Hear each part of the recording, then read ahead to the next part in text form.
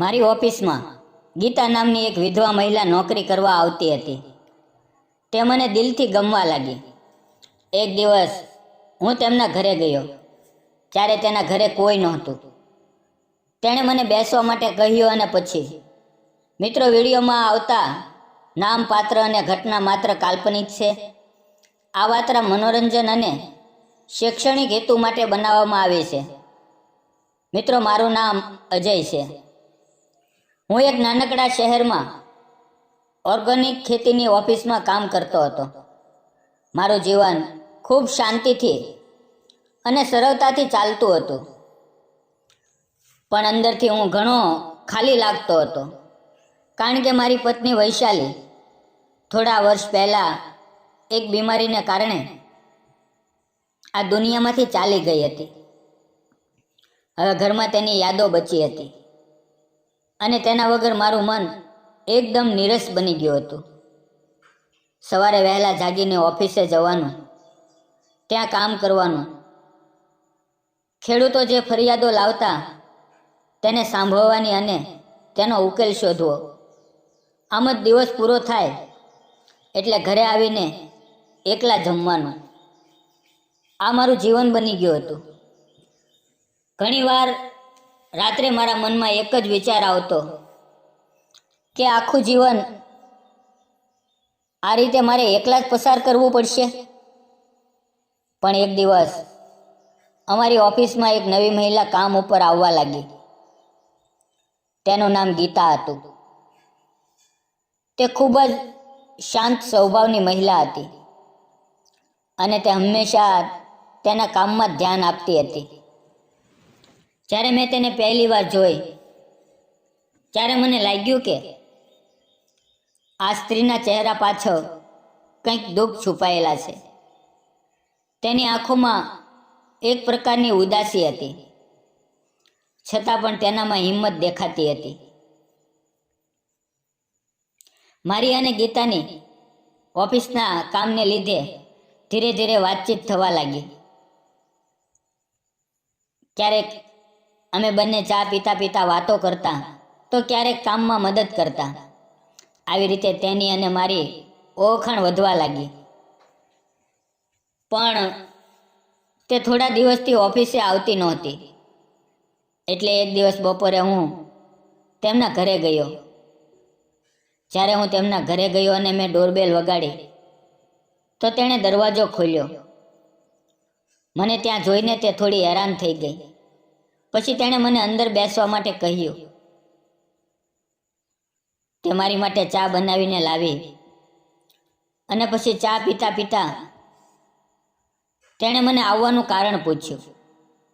તો મેં કહ્યું કે તમે ઘણા દિવસથી ઓફિસ નથી આવ્યા, એટલે મને થયું કે તમે કોઈ મુશ્કેલીમાં હશો.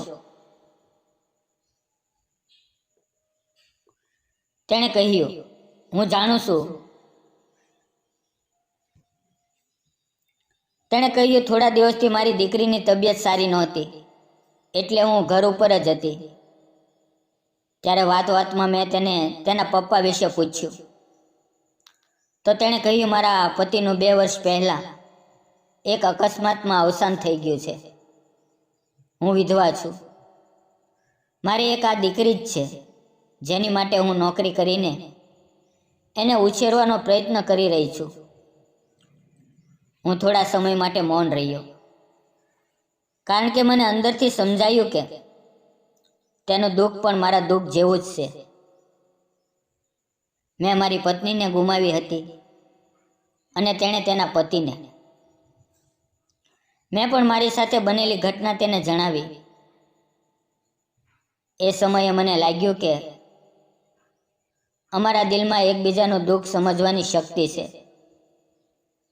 અને મેં નક્કી કર્યું કે એને ક્યારેય એકલતાનો અહેસાસ થવા નહીં દઉં. ધીરે ધીરે મારી લાગણીઓ પ્રેમમાં બદલાવા લાગી.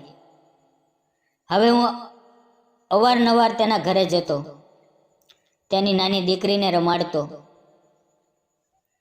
તેની નાની દીકરી મારી પાસે આવીને હસતી, રમતી અને મને અંકલ કહીને બોલાવતી. તે સમયે મને લાગતું હતું કે મારા જીવનનો ખાલીપો ભરાઈ રહ્યો છે. થોડા દિવસ પછી મેં ગીતાને સીધું કહી દીધું કે હું તને પ્રેમ કરું છું. તું વિધવા છે કે નહીં એ મારા માટે ક્યારેય પ્રશ્ન નથી. મને તો તારી ઈમાનદારી, તારી હિંમત અને તારી લાગણીઓ ગમે છે. અને હું તને અને તારી દીકરીને મારી જિંદગીનો હિસ્સો બનાવવા માંગુ છું. મારા શબ્દો સાંભળીને તેની આંખોમાં આંસુ આવી ગયા. તેણે ધીમેથી કહ્યું, અજય, મેં ક્યારેય વિચાર્યું નહોતું કે મારા જીવનમાં કોઈ ફરીથી આવીને મને સાચો પ્રેમ કરશે. અને તમે મારી દીકરીને પણ તમારી દીકરીની જેમ સ્વીકારશો. હવે અમારા સંબંધો ધીરે ધીરે મજબૂત થવા લાગ્યા. થોડા સમય પછી અમે બંનેએ કોર્ટમાં જઈને લગ્ન કર્યા. તેની નાની દીકરીને મેં મારી ગોદમાં ઉંચકી લીધી. અને જ્યારે કોર્ટમાંથી બહાર આવ્યા ત્યારે દીકરીએ પહેલી વાર મને પપ્પા કહીને બોલાવ્યા. તેનો એ અવાજ સાંભળીને મારું હૃદય આનંદથી ભરાઈ ગયું.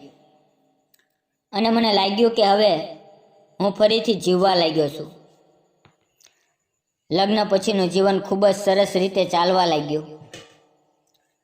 સવારના સમયે ગીતા ચા બનાવતી અને મને આપતી. નાની દીકરી મારી ગોદમાં રમતી. હું કામ પર જતો અને સાંજે ઘરે જ્યારે હું પાછો ફરતો ત્યારે તે બંને મને આવકારવા માટે દરવાજા ઉપર ઊભા રહેતા. મારા માટે આ સંબંધ દુનિયાની સૌથી કિંમતી ભેટ બની ગયો. ઘણા સમય પછી મેં અનુભવ્યું કે જીવન આપણને બીજો અવસર આપે છે. જો આપણે હિંમત રાખીએ અને દિલથી કોઈને સ્વીકારી લઈએ તો સુખ આપણા જીવનમાં ફરી પાછું આવી શકે છે. આજે વર્ષો વીતી ગયા છે. મારી દીકરી સ્કૂલમાં જાય છે અને અદ્ભુત રીતે આગળ વધી રહી છે. ગીતા મારી જીવન સાથી જ નહીં પણ મારી સૌથી મોટી મિત્ર પણ છે. મિત્રો, ઘણીવાર અમે બેઠા બેઠા બંને ભૂતકાળની વાતો યાદ કરીએ છીએ પણ સાથે એ પણ અનુભવીએ છીએ કે ભગવાને અમને એકબીજાને મળવા માટે મોકલ્યા હતા. મિત્રો, મને સમજાયું છે કે સાચો પ્રેમ ક્યારેય માણસની પરિસ્થિતિ કે સમાજના શબ્દો પર આધાર રાખતો નથી. એ તો ફક્ત દિલની વાત છે. જો દિલથી પ્રેમ સાચો હોય તો એ જીવનને નવી દિશા આપી શકે છે. મિત્રો, આ ફક્ત મારી એકની વાત નથી. આ ઘણા લોકોની વાર્તા છે જે જીવનમાં પોતાના પ્રિયજનોને ગુમાવી ચૂક્યા છે અને ફરીથી પ્રેમનો બીજો અવસર આવ્યો પણ છે. એકલા રહેવું એ જીવનનો અંત નથી. સાચો સાથી, સાચો પ્રેમ એ જીવનને ફરીથી જીવવા માટે પ્રેરણા આપી શકે છે.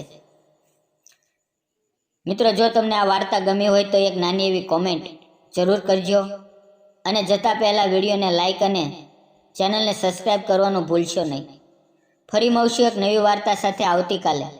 ત્યાં સુધી આવજો અને વિડીયો પૂરો જોવા બદલ આપ સૌ મિત્રોનો દિલથી ધન્યવાદ.